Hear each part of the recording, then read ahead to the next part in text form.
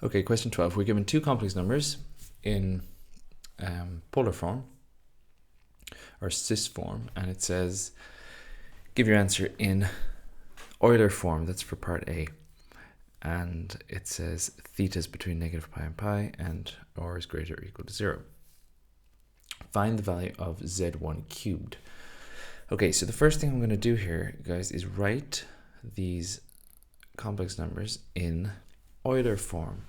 Now, it's it's really essential if you want to do well in complex numbers to be able to swap between the three forms: the polar form, Cartesian form, and exponential form, which is Euler form. If you don't know how to do it, guys, make sure you, go and watch my videos or figure it out. You need to be able to swap between the three. Anyway, here I have z1.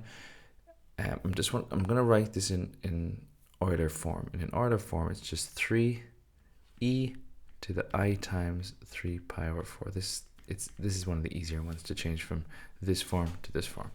And z2, because it's literally 3 is the same, that's your r, and then it's I theta, that's your theta. z2 is equal to 2e to the I times n pi over 16, which is a strange angle, but whatever.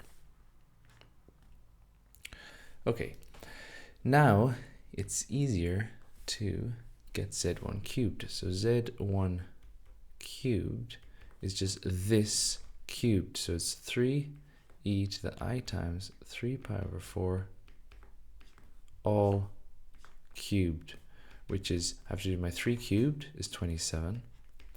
And then my e to the power of this cubed is just e to the 3 times this. So it's e to this times 3, which is just the same as doing 9 pi over 4. 9 pi over 4. But remember, theta has to be between negative pi and pi. Therefore, this is no good because it's 9 pi over 4. But if you remember from your cast diagram, this is pi over 4, 2 pi over 4, 3 pi over 4, 1 pi over 4, 2 pi over 4, 3 pi over 4, 4 pi over 4, 5 pi over 4, 6 pi over 4, 7 pi over 4, 8 pi over 4, 9 pi over 4. This is 9 pi over 4, which is the same as pi over 4. So I can write this as 27e to the I times pi over 4. That's it. Okay, next one. z1 over z2, 4n is equal to 2. Okay, so it's this. It's z1 over z2 to the power of 4. So this is equal to 3. This is 3e to the I times 3 pi over 4 over this one, which is 2, or this one here, 2e to the I times n pi over 16, but now n is 2, so it's 2 pi over 16, which is 1 pi over 8, if you like, so just pi over 8. And all of this to the power of 4. Okay, so this is a little bit annoying, but it's not that bad. I can do 3 over 2, that's 3 over 2. And then this over this, I just subtract the powers. So it's e to the power of I times, and it's 3 pi over 4 minus pi over 8, or 6 pi over 8. I'll do this quickly in my head, guys. I'm subtracting fractions. If you need to do it over the side, do it. Well, I can do it over at the side here. It's 6 pi over 8. 3 pi over 4 is 6 pi over 8.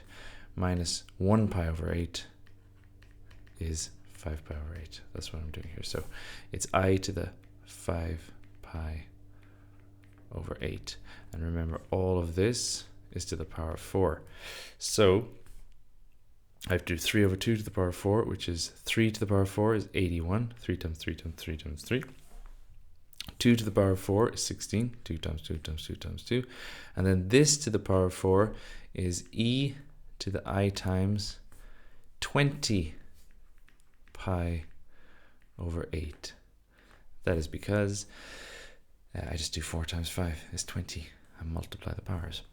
But again, one last little step. I can't have 20 pi over 8 because it has to be between negative pi and pi. So the same thing, I have to do 81 over 16 e to the I times 20 pi over 8. So, right, this would be 4 pi over 8, 8 pi over 8, 12 pi over 8, 16 pi over 8, 20 pi over 8. So here is 20 pi over 8, or 5 pi over 2 if you like, but either way it's going to be pi over 2 because we're up, we are here. Okay, so that's always confusing, guys, if you haven't got your head around radians and angles and stuff. So make sure you understand why I am saying 20 pi over 8 is the same as pi over 2 in these complex numbers. Okay, that's part 2.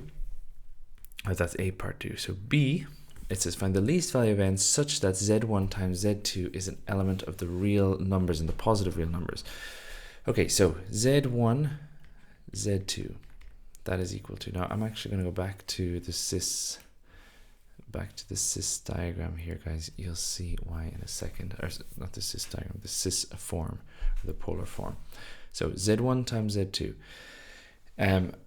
When we're multiplying complex numbers, you multiply the moduli, or the moduluses. So it's 3 times 2 is 6, and you add the argument. So it's going to be 6 cis of 3 pi over 4 plus n pi over 16.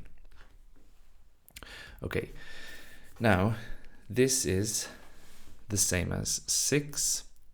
I'm going to break the cis now into cos. Cos, but the angle, instead of doing 3 pi over 4 plus n pi over 16, I'm going to do common denominator 16.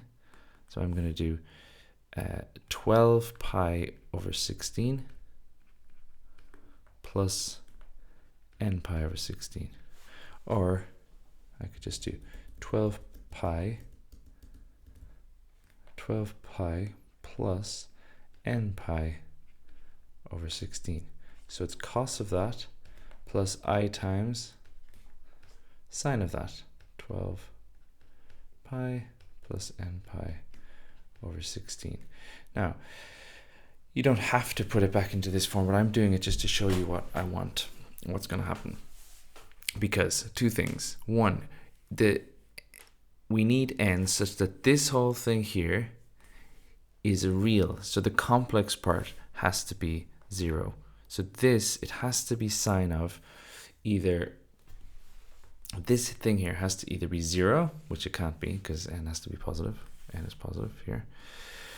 Or pi, or 2 pi, or 3 pi, or 4 pi, because that's what will give me 0. That'll give me 0, because sine of pi is 0, sine of 2 pi is 0, sine of 3 pi is 0. So we're going to focus in on this angle here. 12 pi plus n pi over 16 must equal either pi, or let's go pi, or 2 pi, or 3 pi, etc. You could say must equal, let's just leave it at k pi, which has to equal k pi, where k is, well, k has to be a positive integer as well. So k is going to be a positive integer. So how can I get this equal to k pi? Well, 12 pi plus n pi must equal, well, it has to be, because I need to have, it has to be some multiple of 16. So it has to be 16 pi, or 32 pi, or 48 pi, etc. So if that's the case, then n has to equal, for this one, 4, because 12 pi plus 4 pi gives me the 16 pi. Or for this one, 20, because 12 pi plus 20 pi gives me 32 pi. Or for this one, 36. Now, if n is 4, if we have 16 pi, because we want the smallest, he says the least value of n, such that this is a positive real number. So if n is 4, if this is 16 pi over 16, it's pi. So now we have the cos of pi plus I times the sine of pi. But we have a problem, because he said a positive, and yeah, this is quite an annoyingly difficult question. It said it has to be a positive real number. So if n is 4, which makes this thing pi, what happens is, yes, this is 0, but the real part, which is cos of pi, is going to be -1. So you're just going to be left with cos of pi, which is -1. So z1 times z2 is going to be -6, which is no good, because it has to be a positive real number. So I'm going to discount these.